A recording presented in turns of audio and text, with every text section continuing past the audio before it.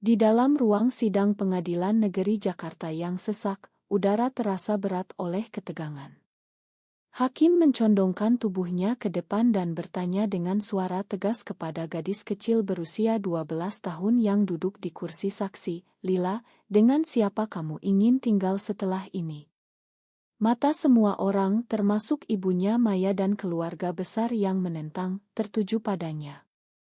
Saat Lila membuka mulutnya, jawabannya membuat seluruh ruangan luluh lantak dalam keheningan yang mencekam. Maya duduk tegak di kursi kayu keras itu, tangannya gemetar meski ia berusaha menyembunyikannya di pangkuan. Gaun hitam sederhana yang ia pakai terasa seperti baju besi yang menekan dada. Di sebelahnya, Dewi, wanita yang selama 3 tahun menjadi sandaran hidupnya, memegang tangannya pelan di bawah meja. Sentuhan itu hangat, tapi tidak cukup untuk menghentikan dingin yang merayap di tulang punggung Maya. "Ibu, aku mau tinggal dengan Ibu Maya dan Tante Dewi," kata Lila pelan tapi jelas, suaranya kecil tapi menusuk seperti jarum. Ruangan yang tadinya penuh bisik-bisik tiba-tiba sunyi. Ibu Maya, seorang janda berkerudung ketat dari kampung di Bogor, berdiri setengah bangun dengan wajah memerah. "Lihat. Anak ini sudah diracuni," teriaknya. Pengacara pihak ayah Lila, Budi, mantan suami Maya, tersenyum tipis seolah sudah menang. Tapi hakim hanya mengetuk palu pelan, meminta ketertiban. Maya merasa dunia berputar. 3 tahun lalu ia tidak pernah menyangka hidupnya akan sampai di sini, di ruang sidang yang bau kayu lapuk dan keringat ketakutan. Semuanya bermula dari sebuah pertemuan biasa di sebuah kai kecil di kawasan Kemang. Maya saat itu masih menikah dengan Budi, datang sendirian setelah bertengkar soal uang sekolah Lila. Dewi, pelayan kai yang baru pindah dari Yogyakarta, menyapa dengan senyum lebar. "Kopi susu hangat ya, Bu." Kelihatan capek sekali. Kata-kata sederhana itu seperti angin segar. Mereka mulai mengobrol. Dewi mendengarkan tanpa menghakimi. Lama-kelamaan, obrolan kai berubah jadi pesan malam hari, lalu pertemuan rahasia di taman kota. Maya merasakan sesuatu yang tidak pernah ia rasakan bersama Budi, diterima apa adanya. Saat Maya akhirnya berani mengaku pada diri sendiri bahwa ia mencintai Dewi, pernikahannya dengan Budi sudah hancur. Perceraian berjalan cepat. Budi mendapat hak asuh sementara Lila karena Maya belum stabil. Tapi Maya berjuang. Ia pindah ke apartemen kecil di Tebet bersama Dewi. Mereka hidup sederhana. Dewi bekerja sebagai guru les priat, Maya membuka usaha jualan kue online. Lila akhirnya ikut tinggal bersama mereka setelah pengadilan pertama memberi hak kunjungan. Rumah kecil itu penuh tawa. Lila memanggil Dewi Tante dengan penuh sayang. Tapi kedamaian itu tidak bertahan lama. Berita tentang Ibu Maya yang hidup dengan perempuan menyebar ke kampung halaman. Telepon dari Ibu Maya mulai datang setiap hari. "Kamu sudah gila, Maya. Anak kamu butuh ayah, bukan 2 ibu." Kata-kata itu menusuk. Maya menangis di pelukan Dewi setiap malam. "Aku takut kehilangan Lila," bisiknya. Dewi hanya memeluk lebih erat. "Kita lawan bersama." Lila tahu siapa yang benar-benar menyayanginya. Sekarang, di ruang sidang ini, semua masa lalu itu berputar di kepala Maya. Ia melihat wajah Lila yang tenang, mata gadis kecil itu penuh keyakinan. Tapi Maya tahu keputusan Lila saja belum cukup.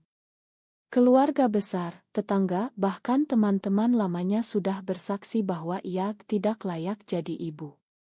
Maya menarik napas dalam. Ini baru permulaan pertarungan hari ini. Setelah sidang ditunda 2 jam untuk istirahat, Maya dan Dewi duduk di bangku taman belakang gedung pengadilan. Udara Jakarta panas menyengat, tapi tangan Dewi yang menggenggam jari Maya terasa lebih hangat dari matahari. "Kamu baik-baik saja?" tanya Dewi pelan. Maya menggeleng. Aku takut, Dew. Kalau Lila dipaksa kembali ke Budi, dia akan hidup dengan orang yang bahkan jarang pulang malam. Dewi mengusap punggung Maya.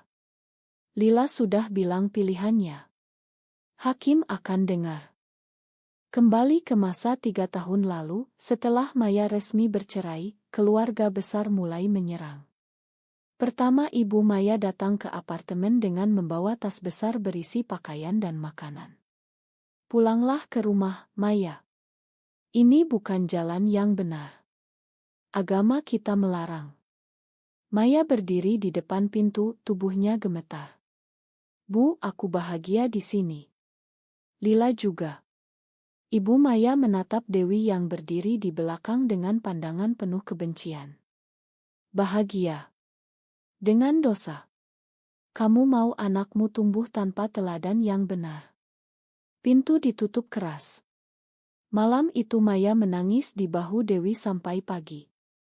Tekanan semakin berat saat adik Maya, Rina, yang dulu paling dekat dengannya, mulai menjauh. Rina menelepon tengah malam. Kak, tolong pikirkan Lila. Tetangga di kampung sudah gosip. Mereka bilang kamu lesbian, anakmu pasti akan ikut-ikutan. Maya terdiam lama. Aku tetap ibunya, Rin. Cinta aku ke Lila tidak berubah. Tapi Rina hanya mendesah. Kamu egois, Kak. Kata itu seperti tamparan. Di sekolah Lila, masalah juga muncul. Guru memanggil Maya ke kantor. Ada orang tua lain yang mengeluh. Mereka takut pengaruh Bu Maya ke anak-anak lain. Lila pulang dengan mata sembab. Ibu, teman-teman bilang aku punya 2 ibu yang aneh. Maya memeluk anaknya erat. Kamu tahu ibu sayang kamu kan, sayang? Lila mengangguk. Tante Dewi juga sayang aku. Aku tidak mau pisah. Malam itu Dewi memasak nasi goreng awrit Lila sambil bercerita dongeng lucu. Maya melihat keduanya tertawa dan hatinya hangat sekaligus sakit. Apakah kebahagiaan kecil ini layak ditukar dengan damai keluarga? Konfrontasi besar datang saat Lebaran tahun lalu. Maya dan Dewi memutuskan pulang ke Bogor meski sudah diperingatkan. Begitu masuk halaman, Ibu Maya langsung menarik Maya ke dapur. Kamu bawa perempuan itu ke rumahku. Pulang sekarang sebelum tetangga lihat. Dewi berdiri di teras dengan tangan terkepal. Lila menarik baju Maya. Ibu, kita pulang saja ya. Malam itu mereka kembali ke Jakarta dalam diam di mobil. Dewi berkata pelan, aku siap mundur kalau itu terbaik untuk Lila. Maya memegang kemudi erat. Jangan. Kita bertiga keluarga. Tapi dalam hati, Maya bertanya-tanya berulang, apakah ia benar mempertahankan cinta ini? Pengkhianatan datang dari tempat yang paling tidak disangka. Rina, adik Maya, menelepon Budi secara diam-diam. Kak Budi, Maya hidup dengan perempuan. Lila setiap hari diurus 2 wanita. Kamu harus ambil hak asuh penuh. Bukti foto yang Rina kirim, foto Maya dan Dewi memeluk Lila di taman, menjadi senjata utama di sidang kedua. Maya terpukul saat pengacara Budi menunjukkan foto-foto itu di layar. Lihat, Yang Mulia. Ibu kandung anak ini hidup dalam hubungan sesama jenis. Bagaimana anak bisa tumbuh normal? Maya berdiri di kursi saksi, suaranya bergetar. Saya tetap Ibu Lila. Saya yang melahirkannya, yang mengasuhnya sejak kecil. Hakim bertanya, apakah hubungan Anda dengan Ibu Dewi mempengaruhi pengasuhan? Maya menjawab jujur. Hubungan kami saling mendukung. Lila bahagia. Tapi wajah Hakim tidak berubah. Di luar sidang, Ibu Maya menarik lengan Maya keras. Kamu sudah hancurkan nama keluarga. Lepaskan Lila, biar dia hidup normal. Maya kehilangan pekerjaan di toko kue langganan karena reputasi buruk. Pelanggan menarik diri. Dewi harus kerja 2 shift agar mereka bisa bayar sewa.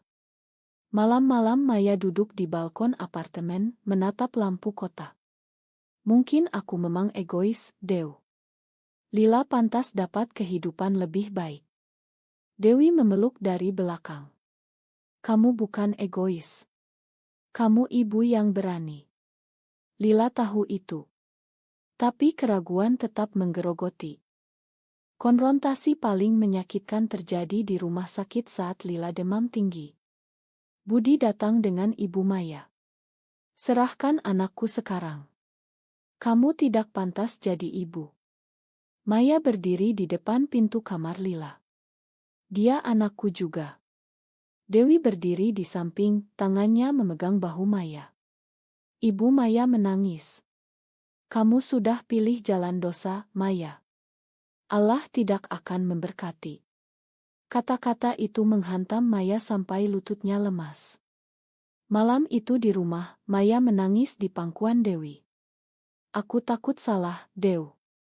Tapi aku tak bisa bayangkan hidup tanpa kalian berdua. Persiapan sidang utama memakan waktu berbulan-bulan. Pengacara Maya, seorang wanita muda bernama Bu Ani, mengumpulkan bukti, surat dari guru Lila yang memuji pengasuhan, oto-oto keluarga kecil mereka yang bahagia, bahkan surat dari tetangga apartemen yang mengatakan Lila selalu tersenyum. Tapi pihak Budi punya lebih banyak, saksi ahli psikolog yang bilang anak butuh diigur ayah, tetangga kampung yang bersaksi keluarga Maya sudah tercemar. Maya menghabiskan malam-malam menulis surat untuk hakim. Yang mulia, saya mencintai anak saya lebih dari apapun. Cinta saya ke Dewi tidak mengurangi cinta saya ke Lila. Kami keluarga yang utuh. Dewi membaca surat itu dan memeluk Maya. Kamu kuat sekali. Tapi dalam hati Maya, pertanyaan terus berputar. Apakah mempertahankan cinta ini berarti mengorbankan masa depan Lila? Apakah ia rela Lila tumbuh dengan stigma anak dua ibu? Suatu malam, Dewi berkata pelan, kalau kamu mau, aku bisa pergi. Biar kamu dapat hak asuh. Maya langsung menangis. Jangan pernah bilang itu lagi. Kita bertiga atau tidak sama sekali.